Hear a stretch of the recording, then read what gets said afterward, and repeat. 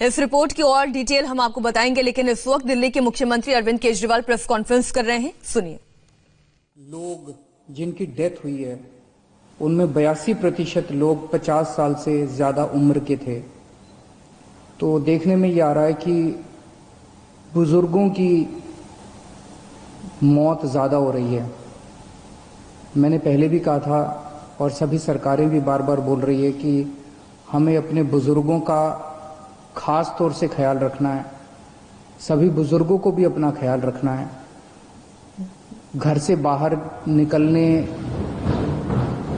घर से बाहर ना निकलें, सोशल डिस्टेंसिंग का पालन करें, हाथ बार बार धोएं और जो भी प्रिकॉशन ले सकते हैं लें। आपकी जान हम सब लोगों के लिए बहुत कीमती है। सभी बुजुर्गों से मेरी हाथ जोड़ के अपील है। ये जो 6,923 केस पॉजिटिव हुए हैं, इनमें केवल 1300 केस इस टाइम अस्पतालों के अंदर हैं। 1476 केस केवल अभी अस्पतालों के अंदर हैं। लगभग मोटे मोटे तौर पे 7,000 केस मान लेते हैं पॉजिटिव हुए। 7,000 में से 1,500 के करीब केस जो हैं वो अस्पतालों के अंदर हैं। बाकी सारे केसेस या तो माइल्ड सिम्टम्स हैं और या एसिम्टोमेटिक हैं। और ये 1,500 केस जो अस्पतालों में हैं, इनमें भी 91 केस ऐसे हैं जो आईसीयू में हैं और 27 केस ऐसे हैं जो वेंटिलेटर पे हैं। इनफैक्ट जो सीरियस केस हैं, एक एक केस पे मैं रोज नजर रखता हूं, रोज उनका पता करता हूं कि क्या उनको कैसे बचाया जाए। किसी को मरने नहीं देना। अपने को कोशिश ये करनी है कि सब लोग सही सलामत जिंदा ठीक होकर अपने घर लौटें।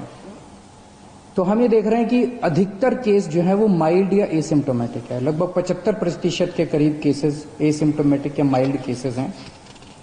उनका अब केंद्र सरकार ने आदेश निकाले हैं कि उनका इलाज अगर हम चाहें तो उनके घर पे भी हो सकता है। उनको अस्पतालों में आने की जरूरत नहीं है। उसका अब हम लोगों ने इंतजाम किया है। जो लोग एसिम्टोमेटिक होते हैं, जो लोग माइल्ड सिम्टम वाले होते हैं, जिनको थोड़ा सा बुखार है, थोड़ा सा खांसी है, ज्यादा दिक्कत नहीं है, उन सब लोगों के घर पे इलाज का हमने इंतजाम किया है। हमारी टीम उनके घर पे जाती है, उनके पूरे परिवार को बिठा के सब समझाती है कि आपको कैसे करना है। देख के आती है उनके घर पे पहले कि क्या उनके घर में एक अलग कमरा है, क्या उनके घर में एक अलग टॉयलेट है, क्या उनको अलग से घर के अंदर सोशल आइसोलेशन किया जा सकता है। अगर उनके घर में ये सुविधाएं हैं तो फिर उस मरीज को अपने घर में ही उसका इलाज करने की इजाजत दी जाती है। इसमें इलाज तो है ही नहीं कोरोना में, तो वो अपने घर में ही आइसोलेट हो जाते हैं। डेली हमारी टीम की तरफ से उनको फोन जाता है, लगातार उनके टच में रहते हैं, उनको फोन नंबर दे दिया जाता है। अगर उनको किसी भी तरह की तकलीफ हो तो वो हमसे संपर्क में रह सकते हैं।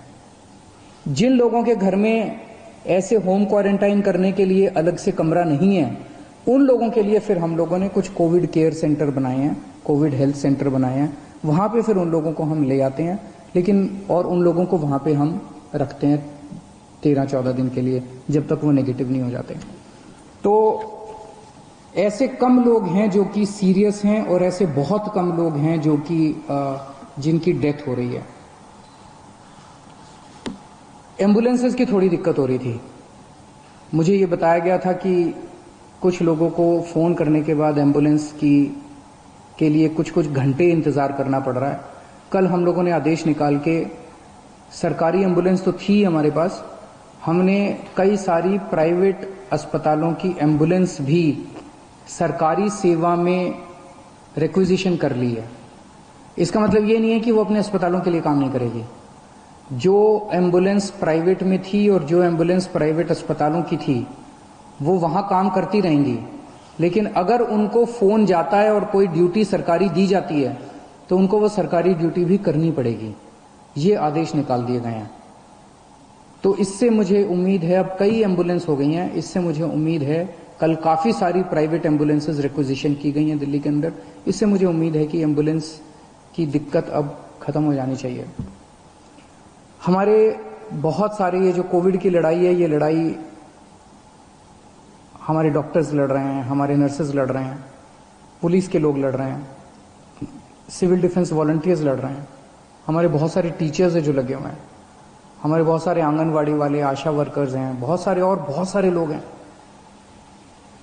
जो फ्रंट लाइन पे लड़ रहे हैं और वो अपनी एक तरह से मेहनत कर रहे हैं, जान जोखिम में डाल रहे हैं। हमारा फर्ज बनता है कि इनके लिए हम जो कुछ कर सकते हैं करें, और अभी तक कर भी रहे हैं हम लोग। दिल्ली सरकार उसके बारे में बहुत संवेदनशील है और समय समय पे जो भी हो सकता है हम करते हैं। कल हमने आदेश निकाला था कि हमारा Rajiv Gandhi super speciality hospital, जिसको कोविड हॉस्पिटल हमने डिक्लेयर किया है, उसके साथ हम लोगों ने 2-3 5 स्टार होटल्स अटैच कर दिए हैं। एक तरह से वो होटल्स भी अस्पताल का हिस्सा बन गए हैं। अस्पताल ने अपनी फैसिलिटीज उधर कर दी है। तो अगर कोई भी कोविड वॉरियर, कोई डॉक्टर, कोई नर्स, कोई टीचर, कोई सिविल डिफेंस वॉलंटियर, इस किस्म के हमारे लोग, अगर कोई भी कोविड वॉरियर बीमार पड़ता है, कोविड हो जाता है उसको, तो उसका इलाज करने के लिए हमने अच्छी व्यवस्था करने के लिए 5 स्टार होटल्स में उसकी व्यवस्था की है। बताइए क्या गलत किया? मुझे तो लगता है कि हमें करना चाहिए, उनके लिए जो कुछ भी कर सकते हैं करना चाहिए। वो रात दिन 24 घंटे हमारे लिए मेहनत कर रहे हैं, अपनी जान दांव पे लगा के कर रहे हैं। उनको कोविड हो सकता है, अगर उनको कोविड हो जाए तो उनको ठीक करने की जिम्मेदारी तो हमारी है ना, फिर पूरे समाज की है, पूरे देश की है। मुझे कल बहुत दुख हुआ जब हमने ऑर्डर पास किया तो विपक्ष के लोगों ने इस ऑर्डर का खूब मजाक उड़ाया, इसकी खूब क्रिटिसिज्म किया कि इन लोगों को स्पेशल सुविधाएं क्यों दी जा रही हैं। मैं आपसे पूछना चाहता हूं कि क्या हमारी कोविड से हमारी रक्षा करने वाले कोविड वॉरियर्स को स्पेशल सुविधाएं मिलनी चाहिए कि नहीं मिलनी चाहिए? बिल्कुल मिलनी चाहिए। क्या तकलीफ है अगर 1, 2, 3, 5, 10 करोड़ रुपए खर्च हो गए इन लोगों को बचाने के लिए? इसमें क्या गलत है? अगर हम 1 करोड़ रुपए कोविड से, अगर किसी भी कोरोना वॉरियर की डेथ होती है और अगर हम उसको 1 करोड़ रुपए दे दें, उसके परिवार को, उसको सम्मान राशि उसके परिवार को मरणोपरांत देते हैं, इसमें क्या दिक्कत है? अभी एक पुलिसमैन थे हमारे, अमित राणा जी, कुछ दिन पहले कोरोना की वजह से उनकी मौत हो गई। कोरोना से लड़ते लड़ते उनकी मौत हो गई। हमारी रक्षा कर रहे थे।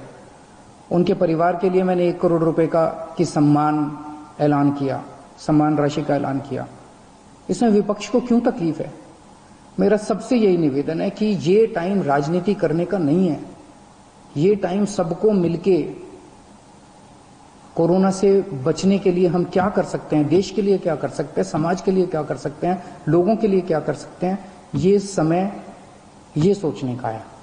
मेरी सबसे निवेदन है कि राजनीतिक बयानबाजी ना करें, एक दूसरे की मदद करें, सरकारों की मदद करें, समाज की मदद करें और एक दूसरे का साथ दें। मैं देख रहा हूं कि अभी भी मैं सोशल मीडिया पे देखता हूं, इधर उधर देखता हूं कि प्रवासी मजदूर अभी भी सड़कों के ऊपर बड़ी तादाद के अंदर एक जगह से दूसरी जगह जाने की कोशिश कर रहे हैं। और जब उनकी हालत देखते हैं, उनके मैं इंटरव्यूज पढ़ता हूं, उनके बयान पढ़ता हूं, कई दिनों तक चल रहे हैं, पैरों में छाले पड़ गए हैं, कई दिनों तक कुछ भी नहीं खाया। घर से जो रोटियां लेके चले थे वो रोटियां खत्म हो गई हैं। रास्ते में कोई मदद करने वाला नहीं है।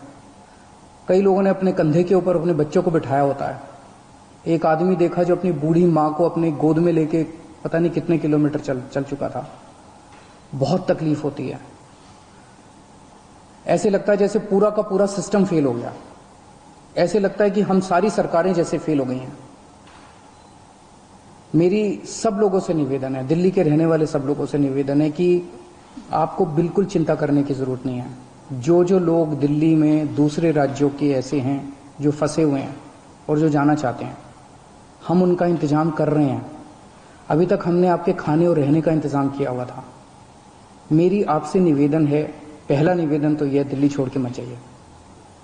बहुत जल्दी ये लॉकडाउन अंतहीन तो होगा नहीं, कभी ना कभी तो खुलेगा, जल्दी खुलेगा। सबको नौकरियां भी मिलेंगी, आपको भी नौकरी मिलेगी, सबको काम मिलेगा, सबको मजदूरी मिलेगी।